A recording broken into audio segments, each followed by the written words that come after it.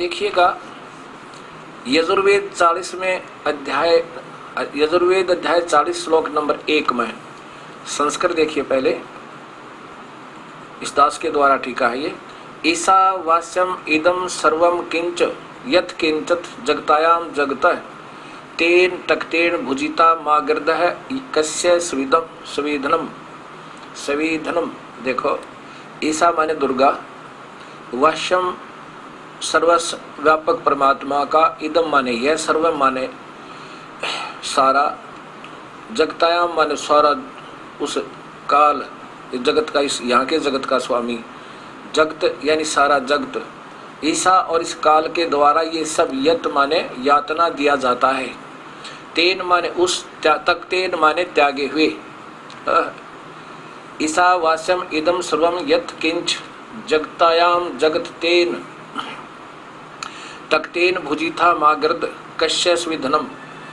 अब देखो, इस काल, इस जगतायाम, इस काल के द्वारा और इस दुर्गा के द्वारा ये सारा संसार जो इसके अंदर सताया जा रहा है, किसके, कौन सा, वास्यम तक्तेन, वास्यम माने सर्वशक्तिमान सर्वव्यापक परमात्मा के, ये देखो वास्याम सर्वव्यापक परमात्मा का, तक्तेन माने त्यागा हुआ, क्योंकि उन्हें रिजेक्ट किया हुआ हमारे को, इदम माने यह, सर्वम माने सारा, जगत माने चर संसार, ईसा दुर्गा प्रकृति, वह जगतायाम माने काल परमात्मा के द्वारा सर्व प्राणी चर प्राणी मात्र, वजीथा खाने वाली परंपरा से काल 1 लाख जीवों को खाता है, काल ब्रह्म सापवश 1 लाख मानव शरीरधारी प्राणियों के सूक्ष्म शरीर को काल के निवास स्थान पर तपत शिला पर गर्म करके पिंगला करके निकले मैल को खाता है, तथा कर्माधार पर अन्य 84 लाख योनियों में परेशान करता है। से यत माने दुखी है, तेन माने उस, किंच माने जैसे ढाक व पलाश के पेड़ में, अर्थात फूल तो बड़ी अलग हैं, अर्थात ये समझो अस्थायी अक्षणिक जाने वाली, कति अपनी है नहीं, कस्य माने अस्थायी जाने वाली, धनम माने संपत्ति का, अर्थात ये अपनी है नहीं, धोखा दे रखा है। ओहो मागरद, उसका किसी भी काल लोक के धन की बिल्कुल इच्छा ना करे, ये परमात्मा का त्यागा हुआ ये सारा लोक 21 ब्रह्मांड है। ईसा का अर्थ, क्योंकि ये मैंने शब्दकोश भी ला रखा है, 4-5 ला रखे हैं, उनमें से एक सिलेक्ट किया जिसमें सभी सही मिलते जुलते और उनसे अधिक भी मिले। ये है श्री हिंदी संस्कृत कोश वामन शिवराम आपटे के द्वारा। अब इसी में प्रश्न नंबर, ये देखो, वास्यम ये है ईस, ये तो ईस के श्लोक यहाँ अर्थ दिए इन्होंने, फिर ईसा, ये ईस के साथ ये ईसा, इसका अर्थ होता है दुर्गा, बस, और कोई अर्थ नहीं इसका। धनाढ़ महिला ऐश्वर्यवान, ये दुर्गा। ईसा और वास्यम, वास्यम माने सर्वशक्तिमान परमात्मा का, वो सर्वव्यापक परमात्मा के द्वारा रिजेक्टेड, तख्तेन त्यागा हुआ, ये सारे 21 ब्रह्मांड के जितना भी सामान है और जितने भी ये जीव से ईसा दुर्गा के द्वारा, प्रकृति द्वारा और साथ में इस काल के द्वारा ये दुखी किए जा रहे हैं। और कहते हैं इस रिजेक्टेड कैसे दुखी किए जा रहे हैं, बुझीथा खाने वाली परंपरा से दुखी किए जा रहे हैं। बताइए नादान संत के समझे इस गुड रहस्य को, उसको भी परमात्मा की रजा बिना। अब इसमें ज्यादा ना बता के मैं सिर्फ इतना बताना चाहूंगा, वैसे तो आपके सामने आएगा, फिर पढ़ना जानते हैं। अब इसमें शंका समाधान चल रहा है, ये समय समय पर रह रहकर हर पॉइंट का आपका निर्णय देना पड़ेगा, तब जाके आप बात समझ में आओगी। अब इस 40वें अध्याय में ये भी लिखा है कि इस मार्ग के लिए उस पूर्ण परमात्मा का जो और भगवान है उसके मार्ग को, वो है कौन, इसी 40वें अध्याय के 8वें श्लोक में लिखा है, वो कबीर परमात्मा है। उसको किसी उस जानकार टिकाऊ ज्ञान वाले तो बूझ ले, तुम तो डगमग ज्ञान वाले हो, उसको किसी धीराणाम किसी टिकाऊ ज्ञान वाले तो पूछो जिसने पूर्ण ज्ञान है, फिर वो बताओगा। फिर ऐसे करो। ऐसे गीता जी के चौथे अध्याय का 34वां श्लोक है कि उन तत्वदर्शी संतों ने ढूंढ ले अर्जुन, और फिर जैसे वो बताएं वैसे कर, उनको दंडवत प्रणाम करे, उनको निष्कपट भाव तो सेवा करे। फिर सरलता पूर्वक प्रश्न करने से वह तत्वदर्शी संत तुझे उपदेश करेंगे, उस सतमार्ग परमात्मा का बताओगे। वहाँ भगवान नहीं कहता कि आजा मैं बताऊं, नहीं, उन्होंने जो बताना था वो बता दिया कि मेरा सिमरण करे तो ओम नाम ते कर ले, मैं तेरे को स्वर्ग और महास्वर्ग दे सकता हूँ, जन्म मरण नहीं मिटेगा अपना। फिर 18वें अध्याय के 62वें श्लोक में लिखा कि उस परमात्मा की शरण में जा अर्जुन, और जिससे तो फिर शाश्वत स्थान, उस अविनाशी स्थान को प्राप्त हो जाएगा, तेरा फिर मरण नहीं होगा। उनके लिए उन संतों ने ढूंढ दिया। ऐसा ही ये यजुर्वेद बता रहा है कि इसमें आप देखिए, वैसे तो बहुत अच्छा निर्णय है इसमें ऐसा भी लिखा है जो ब्रह्म तक के साधना करते वो भी आत्मघाती है। आत्मा ने लिखा, लेकिन इतना समय नहीं है मैं सारा बता सकूं। तो उसके बारे में बताया है कि किसी टिकाऊ ज्ञान वाले तो पूछ ले। ये देखो अध्याय नंबर यजुर्वेद का अध्याय नंबर 40 का श्लोक नंबर ये 10 है, श्लोक नंबर 10 है। और फिर 13 में देखियो,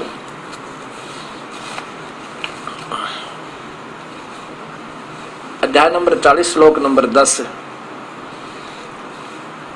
अन्यत एवं एव आहु संभावत संभावत अन्यत आहु असंभावत इति इत श्रु धीराणाम ये न तत्व विचक्षरे। क्या अर्थ बनता है कि परमात्मा के बारे में सामान्यतः निराकार अर्थात कभी न जन्मने वाला कहा कहते हैं, अनित्य दूसरे आकार में अर्थात जन्म लेकर आकार रूप में आने वाला आहु कहते हैं। ये जो धीराणाम इसके बारे में तो टिकाऊ ज्ञान वाले ही बता सकते हैं, उनसे पूछो, उनसे मिलो। ये देखो, अर्थात पूर्ण ज्ञानी सुरसुम अच्छी प्रकार सुनाते हैं, तथा माने उसको, इति माने इस प्रकार, एवं सही तौर पर, न माने वही समरूप अर्थात यथार्थ रूप में, विचक्षरे भिन्न भिन्न रूप से, यानी पूर्ण ज्ञान प्रत्यक्ष ज्ञान कराते हैं, उन ढूंढ ले वह बताएंगे। अब इसी प्रकार 13वें में ये देखो, ये 13वां श्लोक है, यहाँ देखिएगा, इस 40वें अध्याय का ये 13वां श्लोक है। अन्यत आहु विद्याया अन्यत आहु अविद्या इति सुश्रुम, ये 40वें अध्याय का 13वां श्लोक है। धीराणाम ते ये न तत् विचक्षरे, अन्यत मन सामान्यतः, विद्या मन अक्षर ज्ञान को विद्वान व्यक्ति ज्ञान कहते हैं, अन्य दूसरे अविद्या निरक्षर को अज्ञान आहु कहते हैं। इति इस प्रकार ने माने वास्तविकता, ये माने जो धीराणाम पूर्ण परमात्मा के पूर्ण ज्ञान को जानने वाले, टिकाऊ ज्ञान वाले, एवं माने सही प्रूपतः, विचक्षरे माने विस्तृत व्याख्या के साथ बयान करते हैं, तथा माने उस तत्व ज्ञान को सुश्रुम अच्छी प्रकार सुन। अब वो क्या बताते हैं, इसी में देखो 8वां श्लोक, कि वो परमात्मा कबीर साहब है जिसकी सबने तलाश है। ये देखो, ये है वो अध्याय यजुर्वेद अध्याय नंबर 40 श्लोक नंबर 8। ये देखो, ये दास के द्वारा भाषा भाष्य आपको मिलेगा, इसमें परिभाषा प्रभु की। ये देखना, स प्रि आगात शुक्रम अकायम अवर्णम असनाविरम शुद्धम अपाप अबिंदम कबीर मनीषी। ये देखो, यहाँ भी लिखा है कबीर मनीषी, वो कबीर परमात्मा है जिनकी विद्वानों को हृदय से चाहने वाले व्यक्तियों की तलाश है, को तलाश है। कबीर मनीषी परिभु, परिभु माने सर्व मनोकामना पूर्ण करने वाला, स्वयंभू स्वयं उत्पन्न होने वाला, वो कभी माँ से जन्म नहीं लेता, यथा तथत्य सही अर्थों में, वास्तव में, अर्थान वास्तविकता के साथ, व्यवधाता वास्तव में जो विधाता, सबका रचने वाला, शाश्वत, अविनाशी और आभ्यम समाभ्य। अब देखो, स माने वह है, प्रियागात माने पूर्ण रूप से अवर्णनीय, सर्वशक्तिमान, पूर्ण ब्रह्म। शुक्रम माने सत अर्थात शक्तिशाली, अधिक स्थायी है। ऐसनाविरम वो तेज पुंज का शरीर बनाकर आता है। ऐसनाविरम नाड़ी आदि के जोड़ से बने अकायम 5 तत्व के शरीर सहित। अवर्णम 4 वर्ण ब्राह्मण अक्षत्रिय वैश्य अक्षत्रिय शूद्र से रहित, भिन्न, शुद्धम पवित्र, अपाप निष्पाप, अविद्धम अछेद, कबीर, वह कबीर परमात्मा है। मनीषी जिसकी चाह सर्व प्राणियों को है, क्योंकि वह त्रिभु सर्व मनोकामना पूर्ण करने वाला, व्यवधाता नाना प्रकार के ब्रह्मांडों को रचने वाला, स्वयंभू स्वयं प्रगट होने वाला, यथा तथ्य जैसा कि प्रमाणित है, अर्थान माने वास्तव में, शाश्वत, ये है वो वास्तव में शाश्वत अविनाशी, शाश्वत यानी अविनाशी, ईभ्यम पूर्ण शक्ति से समृद्ध, समाभ्यम पूर्ण ब्रह्म के समान कांति युक्त, अर्थात पूर्ण परमात्मा के समान शोभा वाला, यानी वही पूर्ण परमात्मा, ये कबीर परमेश्वर है। ये देखो स्पष्ट है, वो कबीर परमेश्वर है, कबीर मनीषी, ये स्पष्ट लिखा कबीर है, वो कबीर परमात्मा है। ये नहीं देखा इन संतों ने। यजुर्वेद अध्याय नंबर 40 श्लोक नंबर 15, जो पहले आपने उन महापुरुषों का सरलार्थ सुना था, एक दास का भी सुनो। ये वही है, वायु अनिलम अमृतम अथ इदम भस्मानांतम शरीरम ओम कर्तम कर्तो समर कल्बे समर कर्तम समर। ओम नाम को, कर्तो माने काम करते करते, समर माने समरण करो, कल्बे विशेष कसक के साथ, समर माने समरण करें, कर्तम माने कर्म की वास्तविकता को जानकर की भक्ति के बिना मानव जीवन विफल है, इस प्रकार समर याद करें। इदम इस प्रकार भस्मांतम मृत्यु समय में स्थूल शरीर के नष्ट होने पर, अथ मान इसके बाद, वायुम अनिलम 12 प्राण सहित जीव का, शरीरम माने सूक्ष्म शरीर, अमृतम अमर हो जाता है, अर्थात लिंग शरीर बन जाता है, मुक्ति नहीं होती। शरीरम अनिलम ये वायु से 5 प्राणों से 12 प्राणों से बना हुआ, जैसे सुखदेव ऋषि का सूक्ष्म शरीर, यानी भगवान शिव की कथा सुनता है, उसमें कुछ शक्ति आ गई थी, उससे वो अमर, इतना अमर हो गया था कि वो सिद्धि आ गई, लेकिन फिर भी नाम समझना पड़े। आगे देखो 16वां देखो, इसी में ये है अग्नि, अग्नि माने परमेश्वर की, अनुवाद सुपथा सत भक्ति मार्ग पर राय माने चलने वालों की, अग्नि माने सर्वशक्तिमान परमेश्वर, परमेश्वर सर्व ऊर्जा स्रोत परमेश्वर, ने माने रक्षा करता है, जो विधिवत साधना करते हैं, जैसे ध्रुव ने भी की, प्रहलाद ने भी की, ओम के मतलब वेदों के आधार पर की, फिर भी उसका रक्षक कबीर परमेश्वर ही होता है। देव माने परमात्मा के, विश्वानी माने समस्त, यूनानी माने प्रत्यक्ष ज्ञान को जानने वाले, पूर्ण ज्ञानी। अब आगे है कि उस पूर्ण परमात्मा देवा पर पूर्ण परमात्मा के, विश्वानी माने समस्त, यूनानी माने प्रत्यक्ष ज्ञान को जानने वाले, विद्वान पूर्ण ज्ञानी, ये माने जो, ते माने वे, असमान माने हमसे से उक्तम माने कहते हैं। उस पूर्ण परमात्मा का जो ज्ञान हमें सही बताओगे, यह विधि वास्तविक पूजा, यह विधि वास्तविक पूजा का मार्ग, भूष्ठा अत्यंत नम विनम्र भाव से, विधेय माने पूजा करने से, अस्मत माने हम जीवों के, एन माने अपराध पाप कर्म, जोरणाम हवन कुंड की आहुति के दिए जल घी, जैसे घी जल जाता है ऐसे समाप्त हो जाते हैं, दुर्नाम माने विनाश हो जाते हैं।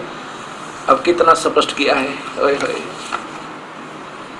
अब कितना स्पष्ट कर दिया इसमें 40वें अध्याय का 16वां श्लोक के सत भक्ति मार्ग पर चलने वालों की ऊर्जा, सर्व ऊर्जा स्रोत परमेश्वर रक्षा करता है। ओम नाम का जाप वेदों अनुसार भी अगर कोई साधना करता है और मर्यादा में चलता, पूर्ण परमात्मा की भक्ति करता, उनकी भी जितने कर्म आधार पर जो रक्षा बनती है वो कबीर परमेश्वर ही करता है। क्योंकि गीता जी के 15वें अध्याय के 16-17 श्लोक में स्पष्ट है कि उत्तम पुरुष है तू अन्य है, वही परमात्मा कहलाता, वास्तव भगवान तो कोई और है, और वही तीनों लोकों में प्रवेश करके सबका धारण पोषण करता है। वही अविनाशी परमात्मा कर्म आधार पर हर जीव को सुख और उसका दुख दिलाता है। लेकिन जो उसकी साधना और पूर्ण ज्ञानी के साथ, पूर्ण ज्ञानी उस तत्व परम तत्व के जानने वाले के से लेकर करता है, उसका तो फिर पाप नष्ट हो जाते हैं। इन ब्रह्मा विष्णु महेश और ब्रह्म परब्रह्म की पूजा से पाप नष्ट नहीं हो सकते, कर्म का भोग मिलता रहता है। और इसमें यही बताया है कि सोपथा सत भक्ति मार्ग पर राय चलने वाले अग्नि माने सर्व ऊर्जा स्रोत परमेश्वर रक्षा करता है। इस पूरे अध्याय को प्रारंभ से पढ़ना शुरू करोगे जो पता चलेगा। आगे उसमें यही बताया है कि जो देवी देवताओं की पूजा 3 गुणों की और उनसे नीचे की करते हैं वो तो सीधे ही वो तो व्यर्थ है। और ओम नाम का जाप को ब्रह्म तक करते हैं वो आत्मघाती केवल स्वर्ग तक जाते हैं, वो भी आत्मघाती अधूरे लिखा है। और फिर आगे बताया कि जो सतमार्ग को बताने वाले संत हैं वो बताऊंगे उस पूर्ण परमात्मा के बारे में, ऐसे जो करता है। अब ओम नाम का जाप और पूर्ण संत से लेकर इन अधूरों से नहीं, जिनको स्वयं ज्ञान नहीं, कोई भी है, चाहे मैं हूं चाहे कोई हो, पूर्ण संत हो, उसी से ओम नाम का जाप लेकर अधिकारी से अगर कोई विधिवत साधना करता है उसके भी कर्म आधार पर रक्षा वो पूर्ण परमात्मा कबीर ही करता है। और फिर लिखा है कि देव परमात्मा के विश्वानी माने समस्त, यूनानी माने प्रत्यक्ष ज्ञान को जानने वाले, उस पूर्ण परमात्मा के तत्वदर्शी संत जो विद्वान पूर्ण ज्ञानी, ये जो ते माने वे, असमान माने हमसे, उक्तिम माने न्यारे न्यारे बताते हैं, विधिवत कहते हैं।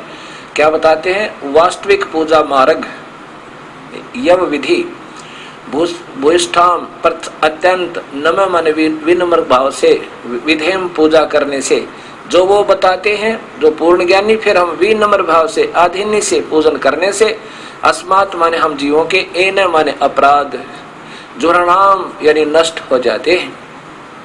उस पूर्ण परमात्मा का, जैसे गीता जी के 17वें अध्याय के 23वें श्लोक में लिखा है कि उस परमात्मा का भजन तय, उस तीर मंत्र तो होगा, उनके पाप कट जाते हैं। और फिर वो क्या हो जाएगा? वो कति सोने के सा हो गया। हरमेन माने सोना। 16वें श्लोक में लिखा है कि सुपथा, जो पूर्ण जानकार संत बताएंगे, उनके आधार पर जो साधना करता वो सुपथा हुई। पथ माने वे ऑफ वर्शिप, पूजा की विधि, ढंग की, वास्तविक सुपथा, वास्तविक सत भक्ति मार्ग पर राय माने चलने वालों की, अग्नि माने सर्व ऊर्जा स्रोत रक्षा करता है। तो हो गया उनके कर्म जल, उनके सब पाप कर्म कट गए। अब उनको जो जिनके पाप कर्म कट गए, अब क्योंकि दोनों ही ब्रह्म और पूर्ण ब्रह्म की भक्ति का इसमें निर्णायक ज्ञान दिया गया पूरा का पूरा। ये 40वें अध्याय यजुर्वेद का 40वां अध्याय अंतिम अध्याय है और इसमें सारे के सारे यजुर्वेद का सार दे दिया। इसमें बता दिया कि ऊपर के जो विधिवत साधक, वैसे तो दोनों की वो परमात्मा रक्षा करता है और उनको दोनों को ही उनके कर्म आधार पर को स्वर्ग जाने वाले को स्वर्ग चला जाता है और उसकी जो विधिवत साधना करता है उस पूर्ण ज्ञानी ते समझ के और सत भक्ति करता है वो फिर उसके पाप कट जाते उस 3 मंत्र के जाप करने वाले के।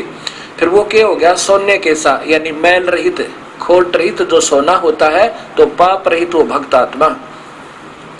हिरमेन पात्रेण सतस्य अभिहितम मुखम, ये असौ आदित्य पुरुष से असौ अहम ओहम कम ब्रह्म।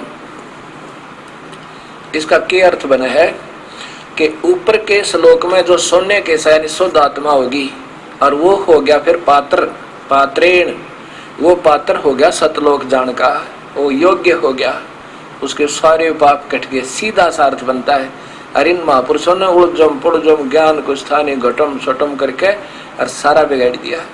अब देखो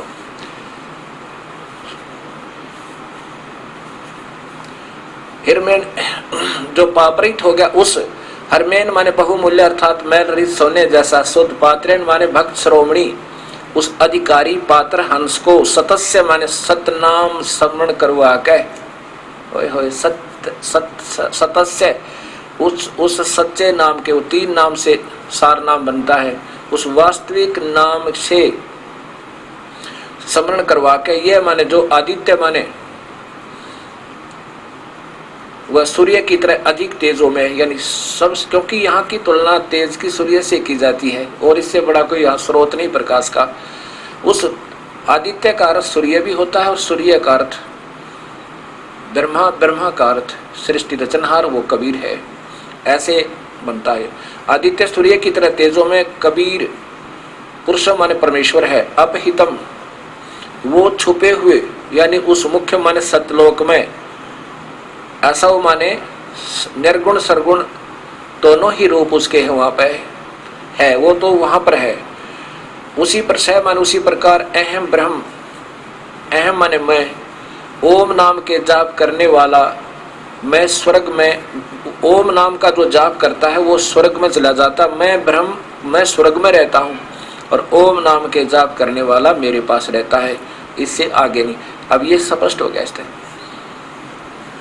अरविंद ने क्या लिखा हिरणवेन, ये सीधा सा है कि पहले जो भक्ति ढंग से करते हैं उनके पाप कट जाते हैं, उनके एन है जुराणाम उनके पाप कट गए। सत भक्ति करने वाले की वो मैल रहित सोने जैसा हो गया, शुद्ध सोने जैसा, और उससे उनकी वो उस परमात्मा के पास पहुंच जाते हैं जो गुप्त है, जो दूसरे स्थान पर रहता है।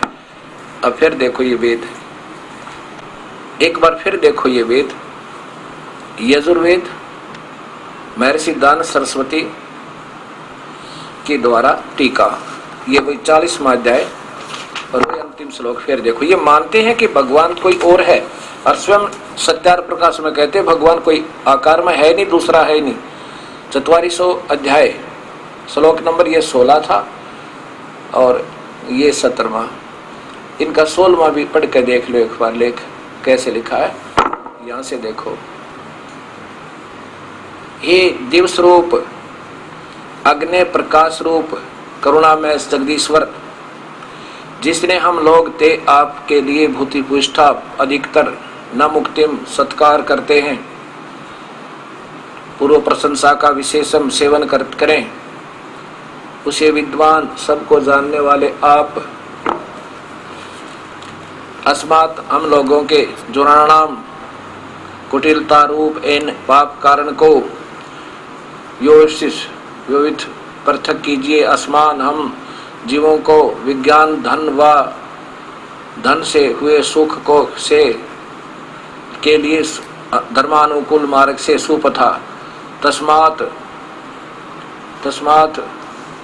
प्रशस्त लोक ज्ञान को युवानानी ने प्राप्त कीजिए। अब यहाँ देखो 17वें में फिर के बताया, ये सीधा सा था कि उसमें तो पाप कट गए सही भक्ति करने वाले के, और यहाँ पर ये 17वां देखो, ये अंतिम श्लोक है। इसका अर्थ ये बना था, जो सोने कैसा हो गया शुद्ध मैल रहित, उसको पूर्ण परमात्मा के लोक में चला जाता है। हिरण्यमय ज्योत स्वरूप पात्रेण रक्षक, पात्रेण का अर्थ होता है अधिकारी हंस, इसने मुझ से पात्रेण रक्षक मुझ से अविनाशी कारण के अपहितम आच्छादित मुखम, मुख के तुल्य प्राण सूर्य, यहाँ देखना है प्रकाशित अंग किया जाता है। यह जो असो माने वह आदित्य प्राण व सूर्य मंडल में, पुरुष है माने पूर्ण परमात्मा है, यानी कोई और भगवान है उस ब्रह्म तन्यारा। स माने वह असो प्रोक, वो तो प्रोक्ष है, प्रोक्ष रूप है, वो तो दिखता हमने नहीं दिखाई देता। अहम अहम मैं खम, अहम यह ब्रह्म, अहम मैं ब्रह्म, खम आकाश यानी स्वर्ग में रहता हूँ, ओम नाम वाले को वहां स्वर्ग ले जाता हूँ। बस इसका सीधा सा अर्थ है कि मेरा जाप करने वाला, मुझ ओम नाम का जाप करने वाला स्वर्ग तक आता है। खम। अब फिर हम गीता जी के अंदर फिर प्रवेश करते हैं। अध्याय नंबर 7 का श्लोक नंबर 16 आपने सुना।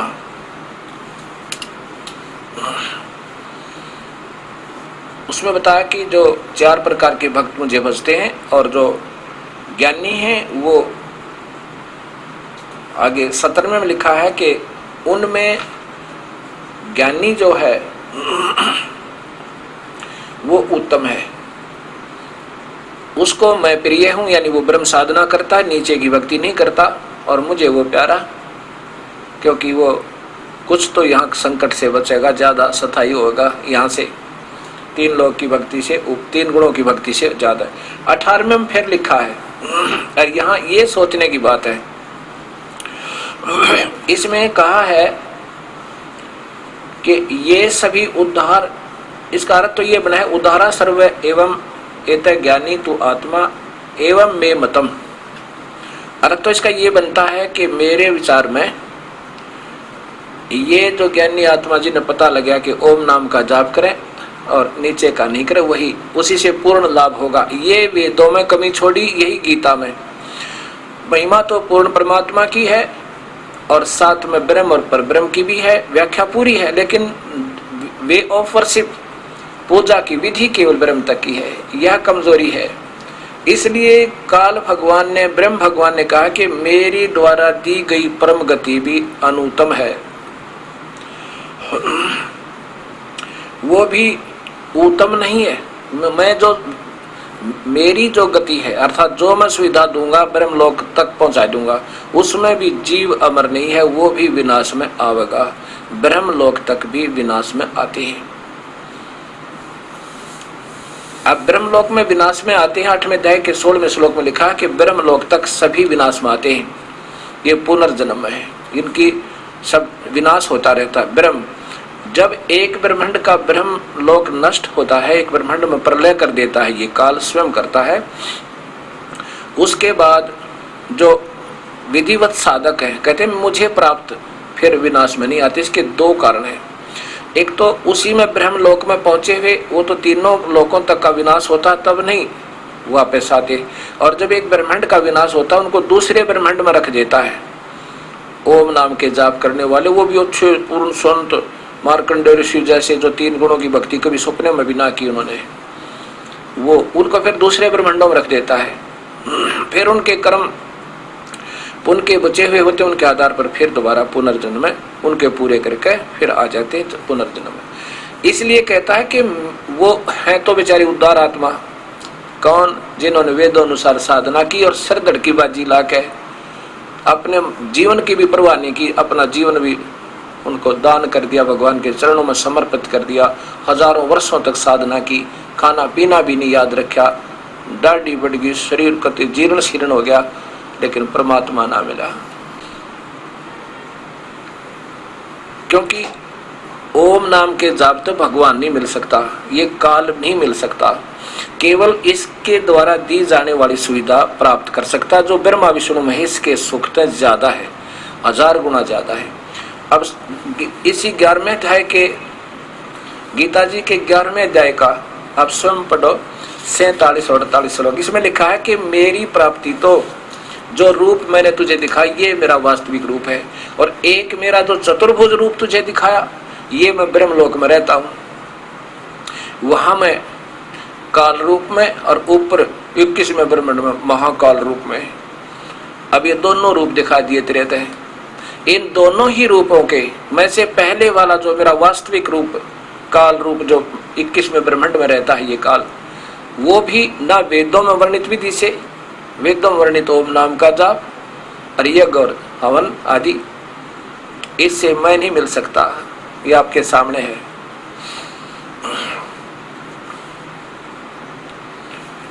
अब यही गीता जी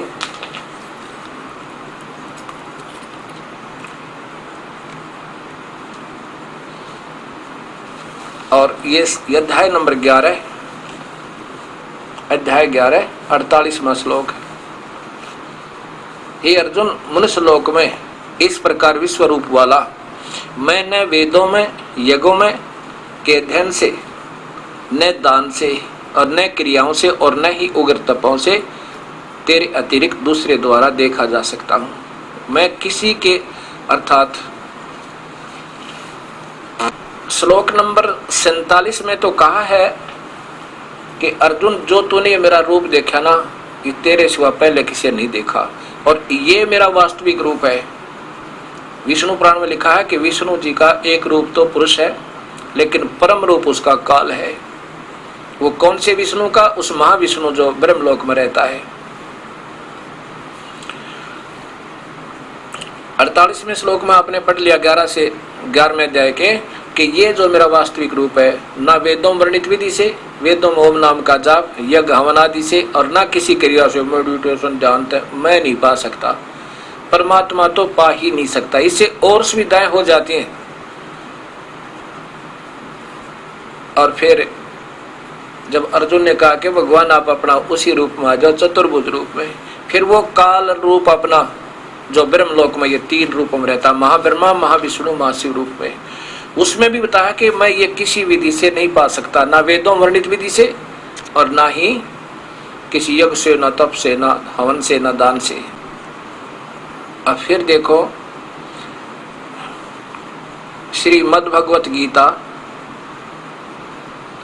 आचार्य सुधांशु जी महाराज के द्वारा टीका, ये स्वयं टीका करें अपनी कलम से गीता जी का, अध्याय नंबर 11 का और श्लोक नंबर 47। ये तो इसमें है कि तेरे सिवा किसी के द्वारा नहीं देखा जा सकता। अब देखो 48 में है, एक कुरुश्रेष्ठ अर्जुन, इस मनुष्य लोक में तेरे सिवा अन्य किसी भी व्यक्ति द्वारा मैंने तो वेदों के द्वारा, न यज्ञों द्वारा, न दान द्वारा, न कर्मकांड की क्रियाओं द्वारा, और न कठोर तपस्या द्वारा, ये देखो ही इस रूप में देखा जा सकता है। अर्थात परमात्मा तो किसी रूप में भी नहीं देखा जा सकता इन साधनाओं से, जो वेदों में वर्णित कठिन तपस्याओं, कठोर साधनाओं से कभी नहीं देखा जा सकता, कर्म कांड से, दान से, यज्ञ से, इससे तो केवल सुविधाएं मिलती हैं। अब देखो स्वयं ये आप ही अपनी जीवनी में क्या लिखते हैं। इन्हीं महात्मा आदरणीय सुधांशु जी द्वारा स्वर्ग की लहरें एक पुस्तक है, इसको देखें। श्री सुधांशु जी, नीचे लिखा है इनका शुभ नाम, और इसी के बैक में इनका जीवन की संक्षिप्त झलक, ज्यादा ना देखकर यहाँ देखो। पहले थे 7 वर्ष की आयु में थे, स्वयं भगवान में कुछ साधना करने लगे, गीत गात गाने, क्योंकि ये पुण्यात्मा थी पिछले जन्मों की, लेकिन टकरा की गलत गुरुओं का। देखो यहाँ 10 वर्ष की आयु में हठ योगी विरजानंद विजेंद्र मुनि का साथ, हठ योगी। फिर देखो हठ योगी यानी कठिन साधना करवाने वाला हठ योगी का साथ, ध्यान साधना की कठिन की प्रक्रियाएं, ओए मालिक से भी घबराए नहीं। ये देखो बाल यश सपाल साधना पथ के अडिग पथिक बनकर अंतर शक्तियों को जागृत करने की किया, गुरुकुल पद्धति के शिक्षा प्राप्त की, और महाविद्यालय से 2 विषयों के में एमए किया। और फिर 22 वर्ष की आयु में हरिद्वार में दर्शनार्थ कहाँ गए, नंद किशोर जी का साथ, और बनखंडी साधु प्रकाशानंद से ज्ञान ध्यान सीखने का अवसर मिला। अब ये थी तो पुण्यात्मा। अब देखो अब ये आदरणीय सुधांशु जी को तड़प थी प्रभु की, ये प्यारी आत्मा थी उस परमेश्वर की, पिछले जन्म जन्म की भक्ति की हुई। अब ये टकरा गई उन हठ योगियों का। अब हर इंसान भ्रम रहा है, भटक रहा है, टो रहा है भगवान को, सत कहीं मिल जावे। अब जो उसको जो समय होता है उस तड़प का, उस समय उसको गलत साधक मिल गए, तो वो बेचारी क्या करे आत्मा, उसी को सत्य मान कर फिर उस पर आरूढ़ होगी, तन मन धन तो लग गए। अब ये डलेट हो रहे हैं। गीता स्वयं अपने कर कमलों से लिख रहे हैं कि कठिन तपस्याओं से मैं नहीं मिलूं, फिर ये कठिन तप क्यों कर रहे हैं, प्रभु तो मिल ही नहीं सकता। वो कैसे मिलता आगे बताया है कि अनन्य भावता है। अनन्य क्यों करे, किसी देवी देवता की पूजा ना करे, वो भी मेरे चतुर्भुज रूप को केवल दूर से देख सकता है। जैसे ब्रह्मा विष्णु महेश पर कृपा की और तीनों को इस विमान में बैठाया। देवी भागवत महापुराण 3रा स्कंद पढ़ना। और दूर से दर्शन किए महाब्रह्मा महाविष्णु महाशिव रूप में, एक ब्रह्मा और देखा, एक विष्णु और देखा, एक शिव और देखा। बस इतनी कृपा कर सकता हूँ, वो भी जो मैं चाहूं तो कृपा करके, अन्यथा भगवान प्राप्ति तो है ही नहीं। वास्तविक रूप तो मेरा कोई देख ही नहीं सकता और जन्म मरण मिट नहीं सकता। इसलिए अब यहाँ कबीर साहब कहते हैं, कहें कुछ और करें कुछ, वो कैसे राम न पावे। अब गीता जी के 7वें अध्याय का 18वां श्लोक सुलझाने के लिए ये सारे प्रमाण देने पड़ रहे हैं। उन महापुरुषों ने, चुनक ऋषि जैसे महापुरुष ने, कपिल मुनि देव जैसे ऋषि जी ने परमात्मा के लिए ओम नाम के जापते ध्यान भी किया, ओम नाम का जाप किया, कठिन तक कठिन शरीर भी की परवाह नहीं की, साधना की, लेकिन प्रभु नहीं पाया। तो पा ही नहीं सकता, स्पष्ट लिखा है ओम नाम के जापता है, क्योंकि वेदों में वर्णित है। परमात्मा तो प्राप्ति हो ही नहीं सकती। इनमें वो तोप बन गए एटम बम। एक समय चुनक ऋषि अपनी साधना कर रहे थे और उन हजारों वर्ष हो गए बैठे न ओम नाम के जापते, वेदों के उत्कृष्ट ज्ञाता थे, ऋषिश्वर थे। एक मानधाता चक्रवर्ती नाम का एक राजा था। उसने अपना एक घोड़ा छोड़ दिया, उसके गले में एक पट्टी बांध दी, उस पर लिख दिया कि जो मेरे घोड़े को पकड़ेगा उसको मेरे साथ युद्ध करना होगा। राजा के पास 72 अक्षौणी सेना है, उसमें विवरण दे दिया। ये चक्रवर्ती माने और ऑल कंट्रोलर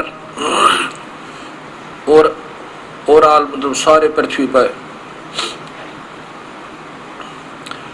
का पूरा राजा।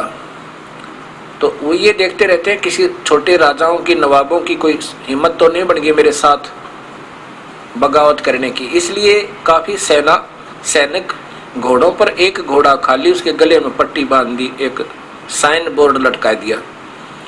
वो घोड़ा कहां से गुजरा? जहां पर चुनक ऋषि अपनी साधना कर रहे थे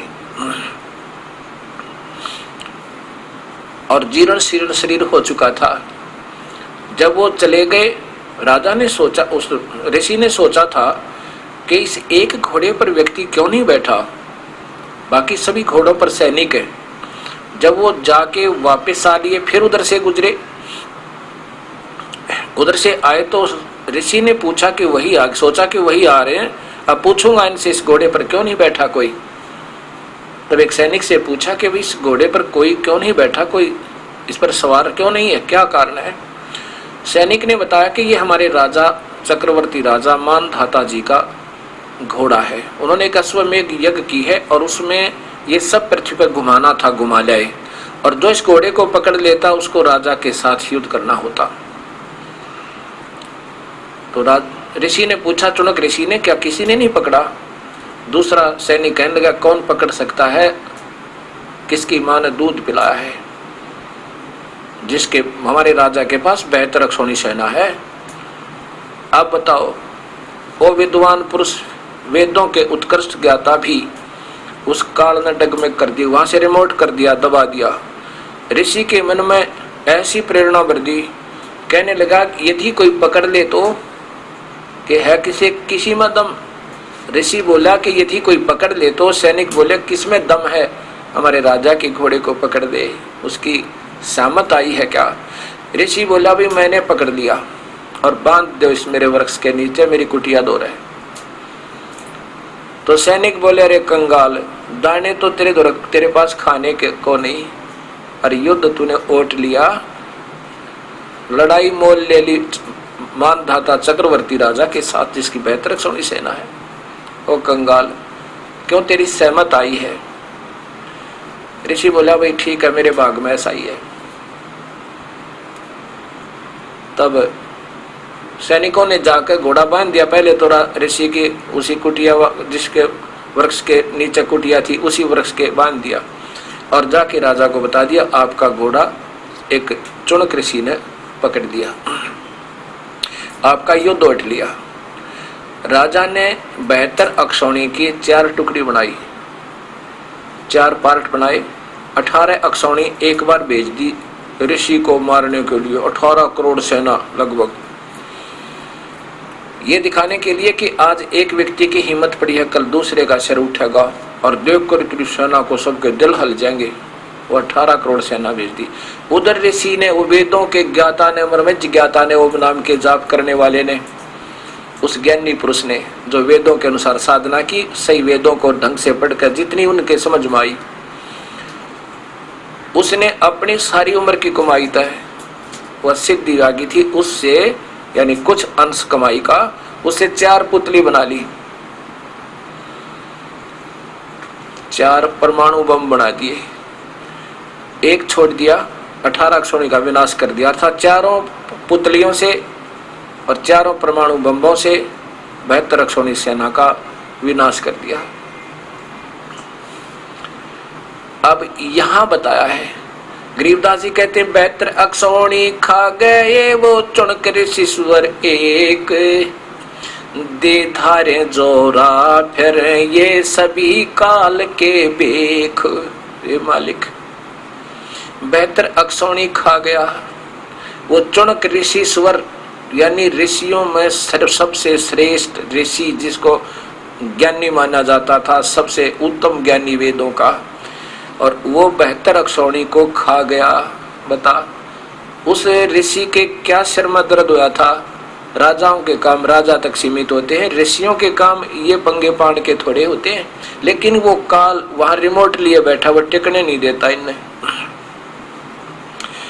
अब गरीबदास जी कबीर परमात्मा की प्यारी आत्मा जान के सारे काल के जाल को बता रहे हैं कि 72 अक्षौणी खा गया वो चुनक ऋषि सुअर एक, दे धारे जोरा फिर ये सभी काल के बेख। ये मालिक है बंदी छोड़,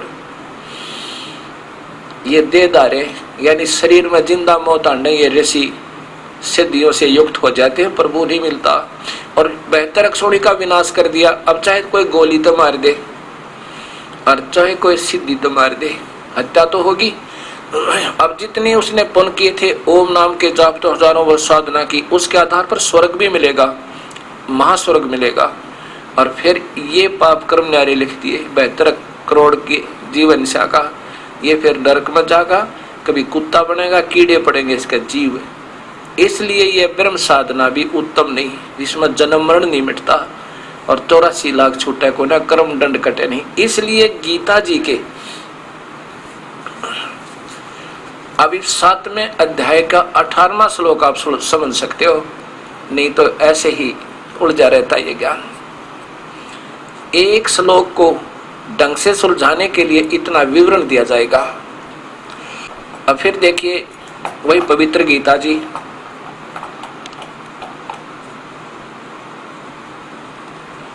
श्लोक नंबर, अध्याय नंबर 7 का श्लोक नंबर 18।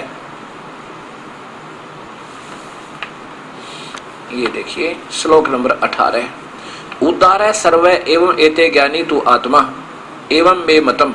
इसका अर्थ सीधा बना है कि वो ज्ञानी आत्मा जिन्हें वेदों अनुसार ज्ञान हो गया कि एक परमात्मा की भक्ति करें, वो है तो बेचारी उदार, यानी सिर भी देने टाला नहीं। उदार माने समर्पण करने वाली, कति श्रेष्ठ, बहुत अच्छी आत्मा है।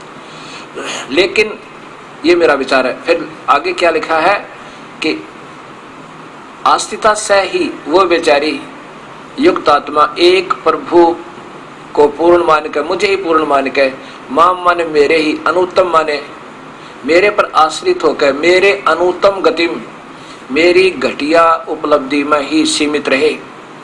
ये ब्रह्म की उपलब्धि है जो चुनक ऋषि ने पाई वेदों अनुसार। इसलिए इसका अनुत्तम शब्द लिखा, अनुत्तमाम। ये देखो, मामम एवं अनुत्तमाम गतिम। अभी सुधांशु जी की आपको और दिखाऊंगा, उन्होंने और चतुराई की है। इन्होंने अनुत्तम का अर्थ सर्वश्रेष्ठ लिखा। देखो कैसे सरलार्थ किया है। ये सभी उदार हैं परंतु ज्ञानी मेरा स्वरूप है ही है, मेरा मत है, क्योंकि वह मदद मन बुद्धि वाला ज्ञानी भक्त अति उत्तम। अब देखो अनुत्तम का अर्थ अति उत्तम कर दिया। अनुत्तमम अति उत्तम और सहयोग घटिया त घटिया, ऐसे लिखना था। गति माने गति स्वरूप मुझ में स्थित है। और यही फिर इसमें 24वें में फिर क्या लिखते हैं ये देखो, इसी अनुत्तम का अर्थ अनुत्तम ही लिख कर पीछा छुटवा लिया। 24वें श्लोक में अनुत्तमम का अनुत्तम ही लिख दिया। इन्होंने जितना आगे ये सोचे भी कहाँ तक अनर्थ करें, समझदार निकले। अब देखो, अब आपको सुधांशु जी की दिखाता हूँ गीता। अब देखिएगा, आदरणीय आचार्य सुधांशु जी द्वारा ये श्रीमद् भगवत गीता का टीका, ये अध्याय नंबर 7 और श्लोक नंबर 18 देखिए। उदारा से सर्वे एवं एतय ज्ञानी तव एवं त्वात्मेवं मे मतम आस्था आस्थितः स ही युक्ताम माम एवं अनुत्तमाम है, ये अनुत्तमाम गतिम। जैसे अभी आपको संधि छेद दिखाए थे महात्मा जय दयाल गोविंद का जी द्वारा, बिल्कुल सही किया संधि छेद इन्होंने वो भी गुप्त कर दिया कि कहीं भेद ना लग जा। ये तो सभी बहुत अच्छे हैं, ये तो सभी बहुत अच्छे हैं, परंतु ज्ञानी को तो मैं समझता हूँ कि वह मैं ही है, वह मैं ही है, क्योंकि पूरी तरह अपने आप को योग में लगाकर वह केवल मुझ में स्थित हो जाता है, जो कि मैं सर्वोच्च लक्ष्य हूँ। अनुत्तम का अर्थ लिख दिया सर्वोच्च। अब बताओ, अनुत्तम का अर्थ सर्वोच्च कति गोल कर दिया कि कोई नो भी ना समझ पाया अनुत्तम का मैंने क्या किया। अब फिर अब देखो 24 में 23 और ये 24, ये देखो इसमें फिर लिख दिया कि जो बुद्धिमान लोग हैं, जो मेरे अपरिवर्तनशील और सर्वोच्च उच्चतर, इस अतो अनुत्तम का यहाँ पर फिर सर्वोच्च उच्चतर भाव, ये अनुत्तम भाव होना चाहिए था। अनुत्तम का उच्चतर को नहीं जानते, वह मुझे जो कि अव्यक्त हूँ व्यक्त हुआ मानते हैं। देखो, अव्यक्त हूँ कि मैं निराकार हूँ, मुझे कृष्ण मान रहे हैं व्यक्त रूप में, क्योंकि कृष्ण तो सामने था, वो कह नहीं सकते कृष्ण जी कि मैं निराकार हूँ। अब ये 7वें के 24 में कितनी समझदारी की है इन्होंने, अनुत्तम का अर्थ उच्चतर कर दिया। ये उत्तम का अर्थ होता है उच्चतर, डिक्शनरी खोल के देखना आप। उत्तम का अर्थ है उच्चतर, उत्तम श्रेष्ठ, और उसमें से यूं छांट लिया कि कोई देखे ना सके, गोल मोल कर दिया। अब यहां देखो, ये कह रहा है कि मैं अव्यक्त हूं और मुझे व्यक्त हुआ मानते, अर्थात कृष्ण रूप में मान रहे हैं, मैं कृष्ण नहीं हूं। कौन कह रहा है? काल भगवान कह रहा है।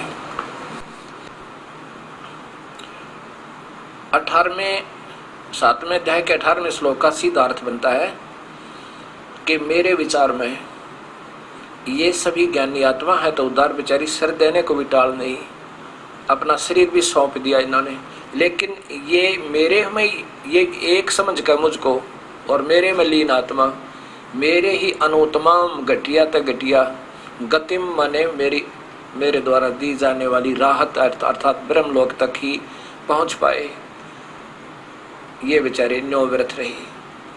अब आगे इसका भेद देते हैं कि सीधा अर्थ बनता है 7वें अध्याय का, फिर 19वां श्लोक देखिए, उसमें अर्थ है कि बहुनाम जन्मानाम अंते ज्ञानवान माम प्रपद्यते, मेरी भी भक्ति बहुत ही जन्म जन्मांतर के शुभ कर्मों के संग्रह हो जाने पर पुण्यात्मा ब्रह्म तक की साधना करते हैं। और वासुदेव सर्वमिति स महात्मा सुदुर्लभ।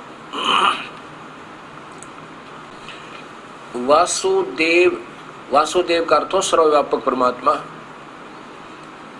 अब देखो, ब्रह्मा विष्णु महेश को श्री कृष्ण जी को वासुदेव कहते हैं। वासुदेव तो इनके पूज्य पिताजी का नाम था, और वेदों में वासुदेव कबीर परमात्मा को कहा है, सर्वव्यापक। अब ब्रह्मा विष्णु महेश 3 गुण है, रजगुण ब्रह्मा, सतगुण विष्णु, तमगुण शिव जी। और ये केवल एक ब्रह्मांड में विभागीय प्रभु हैं, अपने विभाग में ही व्यापक हैं। जैसे प्रांत का, एक स्टेट का कोई मंत्री होता है, वो अपने विभाग में व्यापक है, उसको अपने विभाग में सर्वव्यापक कह सकते हैं, लेकिन वो सर्वव्यापक नहीं है। मुख्यमंत्री, उसके बाद मुख्यमंत्री भी अपने राज्य में व्यापक है पर सर्वव्यापक नहीं है। प्रधानमंत्री समझो फिर अपने पूरे राज्य में व्यापक है। और वैसे हम कहें कि पूरी पृथ्वी का राजा कोई हो तो वास्तव में व्यापक वो है सब में। अब यहाँ एक उदाहरणार्थ बता रहे हैं। अब यहाँ इसका अर्थ सीधा बनता है कि पहले तो 3 गुणों तक की पूजा में, और इनसे नीचे की में ये बेचारे नादान मूर्ख हैं, अनजान उलझे रहते हैं। और फिर बहुत जन्मों के बाद कोई शुभ कर्म उसका आता है तो मेरी पूजा ब्रह्म तक ही कर पाता है। लेकिन ये कोई ज्ञान देवे के और परमात्मा है, वास्तव में वासुदेव वो परमात्मा वही है, सब कुछ है, ऐसा ज्ञान देने वाला कोई महात्मा बहुत ही दुर्लभ, बड़ी कठिनता प्राप्त करने वाला। गरीबदास जी कहते हैं, कबीर साहब के प्यारे बच्चे क्या कहते हैं कि उस सच्चे मार्ग को बताने वाला एक पंजाब से झुमकरा, राम राय नाम का एक झुमकरा कहा करते, उसका सरने वैसे उर्फ, जैसे राम राय उर्फ झुमकरा। कबीर साहब की प्यारी आत्मा गरीबदास के पास जी के पास आए थे, और जब उन्होंने यह सत्य ज्ञान सुना, जब कहा था उस सरदार जी ने, दाता ये आज तक किसी ने क्यों नहीं बताया हमारे थे, मैं तो सब जगह भ्रम भटक लिया। तब कहा था, करोड़ों में कोई है नहीं रे झुमकरा, अरबों में कोई गर्क सुनो रे झुमकरा। करोड़ों में तो कोई नहीं पावा तूने, करोड़ संतों में जीवों में नहीं, करोड़ संतों में तो कोई पावा कोई ना इस सतमार्ग का बताने वाला, अरबों में कोई गर्क सुनो रे झुमकरा। और फिर कहते हैं वो क्यों नहीं बताते जिनको ज्ञान तो है नहीं, और वेदों तक का भी सही ज्ञान नहीं बता रहे आपको, वो भी ब्रह्मा विष्णु महेश तक उड़ जा रहे हैं, उनके लिए क्या कहा इस गरीबदास जी ने, तत्व भेद कोई ना कहे रे झुमकरा, ये पैसे ऊपर नाच सुनो रे झुमकरा। ये तो पैसे पर नाच है, इनको तत्व भेद स्वयं ही नहीं ज्ञान, ये कह नहीं सकते। शुरू करते हैं ब्रह्म से ला छोड़ शिव जी पे, तो उस 3 लोक के भगवान पे, इसको अजर अमर बतावें। और हमारे शास्त्र बता रहे हैं, देवी भागवत महापुराण ये स्वयं स्वीकार करते हैं, हम तो जन्म और मरण